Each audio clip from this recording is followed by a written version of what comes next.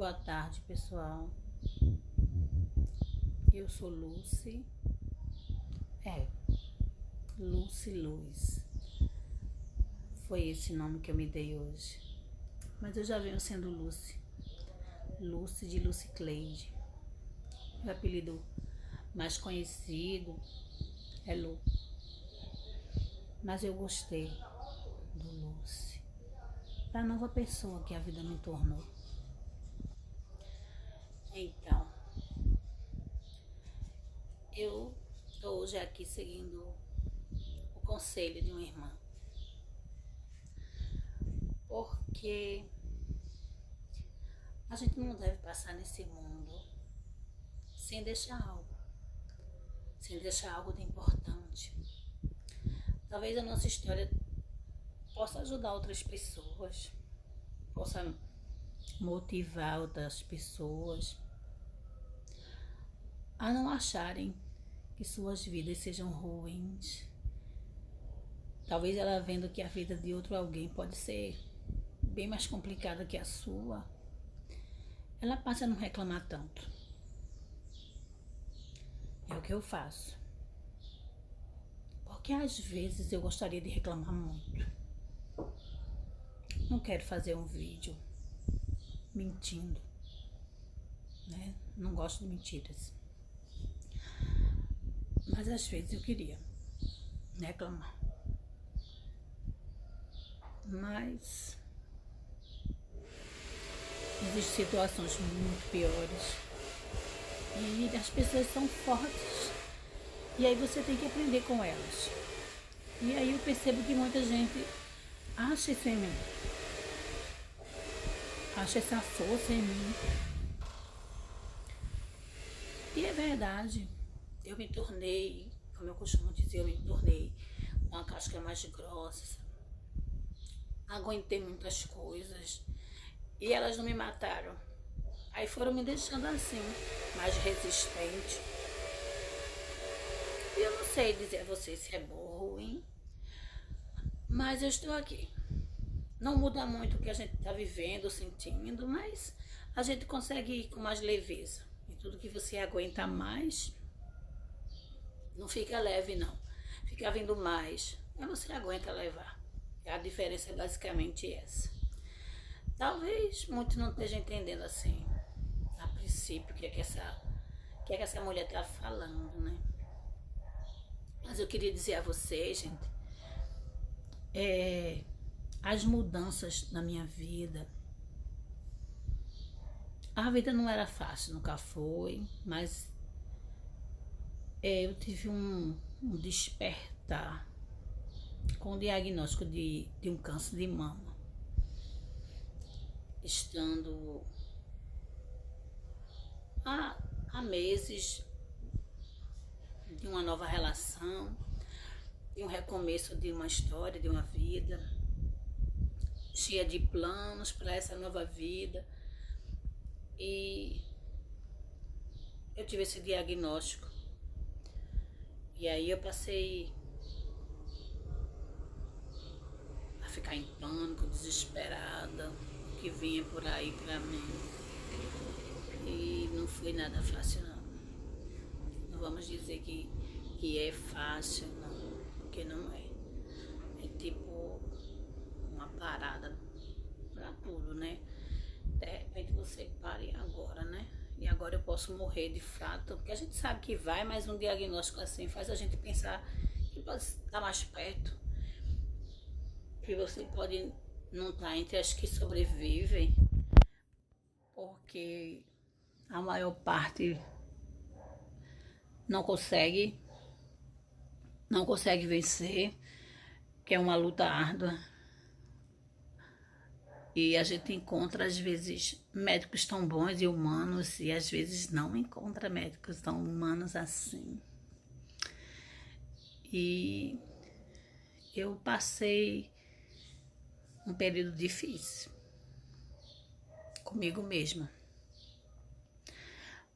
Porque meu corpo era lindo, meu peito era maravilhoso. Eu gostava do jeito que eu estava. Embora a gente sempre ache que está gorda. Mas isso foi em 2012, com 32 anos. Então eu tava no auge.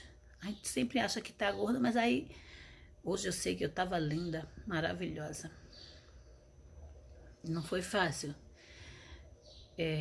Medo da cirurgia, medo de tratamento, medo, muito medo, né? E aí, pouco apoio. Pouco apoio. As amizades, sei lá, ficam estranhas. Nessa época, eu não sei se fui eu que fiquei estranha ou se foi elas que ficaram mais ainda. O barulho agora é da casa do vizinho ali. Eu acho que ele tá ligando alguma máquina. Nem sei se tá atrapalhando o vídeo. Mas, como eu disse a vocês, foi ficando tudo diferente. E eu fiz 3 cirurgias. Mas eu tenho uma história linda. Em meio a essas coisas tem uma história linda. No meio de uma história triste tem uma história linda. Que vocês vão conhecer. Na segunda, eu fiz a primeira cirurgia do nódulo, que já sabia que era câncer, que ia ter feito biópsia. E eu descobri como, né? Que eu tenho que contar. Eu descobri no espelho. Eu e o espelho. E uma diferença que ninguém via. Acho que aí eu coloquei na cabeça que tinha alguma coisa diferente no meu peito. E eu fui investigar. E realmente tinha. Ninguém via a diferença, mas era um câncer de mama. Eu fiz a primeira cirurgia. Eu precisei fazer uma segunda, que eu não entendi porquê, para ampliar a margem. E no pós da segunda cirurgia, algo mexia na minha barriga. E eu pensei, será, meu Deus, que agora tem alguma coisa na minha barriga? E aí corri para fazer um ultrassom, com medo que tivesse um problema lá. Mas lá tinha uma vida. Eu estava grávida. Eu estava grávida de 3 meses. Ele já estava lá, na primeira e na segunda cirurgia. Passou, a gente nem sabia. Nem eu, nem médico, que ele estava lá. E aí, estava comprometido sua formação, estava comprometido para os médicos, foi um desespero, né? Eu precisava fazer uma terceira cirurgia, que seria a mastectomia radical, a retirada, com esvaziamento axilar, esvaziamento da axila. E aí eu fui avisada que aquela criança não iria resistir, que possivelmente estaria mal formada, né? Por tudo que já estava passando e pelo que a mamãe ainda iria passar. Mas a única arma que a gente tem, que realmente nos pertence, é que se você usar, que está dentro de você, e que se você usar cegamente, ela vai transformar a sua vida, é a fé. Foi nessa arma que eu me agarrei, a minha fé, de que Deus existia e de que Deus faria algo na minha vida que me surpreenderia primeiramente e ao mundo, e me agarrei mesmo a isso. E fui seguindo como um cavalo selado que não olha de lado, sabe? Assim, sem olhar. Só olhava para ele, para Deus, e pedia a ele misericórdia. Eu confesso que tinha dias que eu não sabia nem como orar mais. Eu confesso que tinha dias que, se eu fosse chorar, eu ia chorar dias e dias. Essa era a verdade. Mas a gente venceu. Eu fiz a terceira cirurgia. Veio outra etapa pesada. O médico disse a mim que eu faria quimioterapia normal e que o efeito da quimioterapia seria matar o meu bebê, o ciclo da vermelha. Mas, como eu costumo contar lá no hospital, né?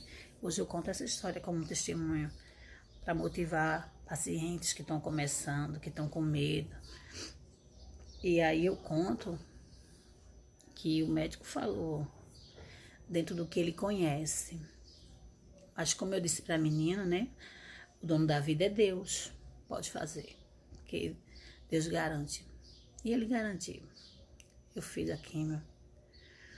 Meu bebê resistiu a tudo. Para honra e glória do nome de Jesus, né? poder de Deus, o poder do amor, o poder do acreditar. E ele resistiu a tudo. E tem outra coisa, não caiu nas deixas. Mas aí eu não sou melhor, nem pior. E o médico disse a mim que com 8 dias meu cabelo ia cair todo. E, gente, isso é pavoroso. Nossa, é pavoroso. Não vou mentir. Não tinha essa força toda de encarar como muitas encaram. O meu cabelo era, de fato, muito importante para mim. Era um cabelo, mas era um cabelo que eu dava a Deus todos os dias. E aí, quando eu quis cortar, assim, né? Tirar tudo para não ver ele cair. E aí, na época, meu esposo não deixou que eu fizesse isso. Tava maior que tá agora. E tava dando luzes. Aí eu cortei ele curtinho. Mas quando eu cheguei em casa, eu entrei no banheiro, que eu olhei no espelho. Mas eu não aceitei.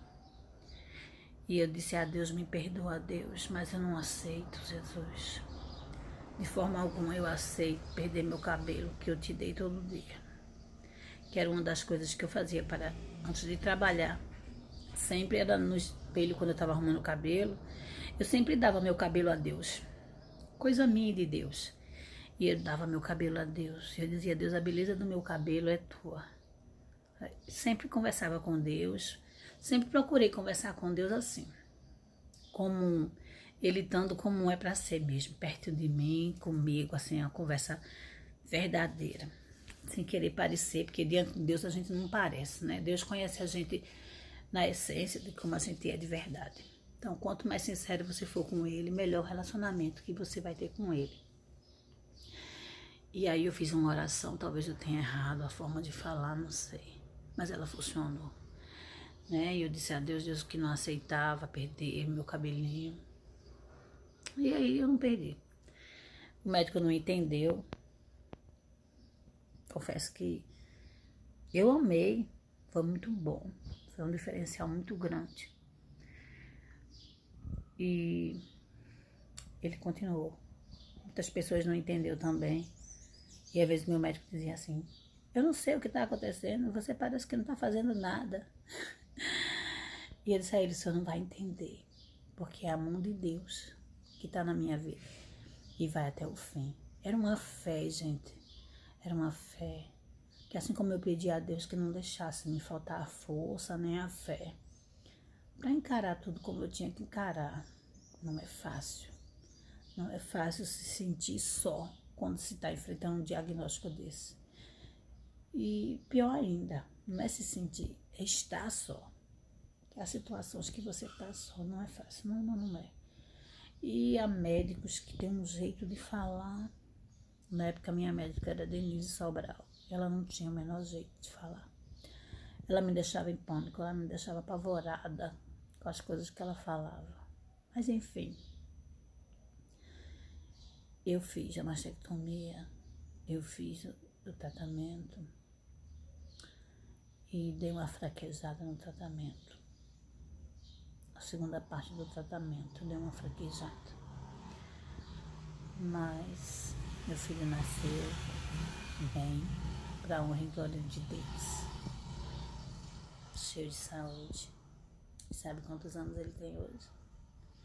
Ele tem 7 anos. Ele fez agora em dezembro, no dia 26/12 de 2012, que ele nasceu. Um guerreiro. Qualquer dia eu apresento ele. Maravilhoso, minha criança. Cheio de saúde. Lindo, né? Lindo que Deus faz. Não compensou perder um peito, mas ganhar um filho com saúde é uma bênção que eu tenho que considerar muito grande. E em vez de reclamar, eu tenho que olhar os motivos pelos quais eu tenho que agradecer.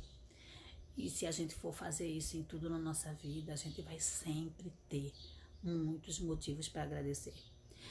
Como eu falei, como eu comecei o vídeo, a gente Às vezes a gente quer reclamar muito, às vezes a gente acha que tem muito motivo para reclamar, mas se você der aquela respirada para você olhar em volta, você vai ver que você tem muito mais motivos para agradecer. Porque o que a gente recebe de bênçãos diariamente é muito maior do que os desafios que a gente encontra e que a gente tem que passar. Os desafios vêm para o crescimento, vêm para nos ajudar, vêm para nos ensinar. A gente tem que saber como olha para o que acontece, a gente tem que ter resiliência, não é? Aprender.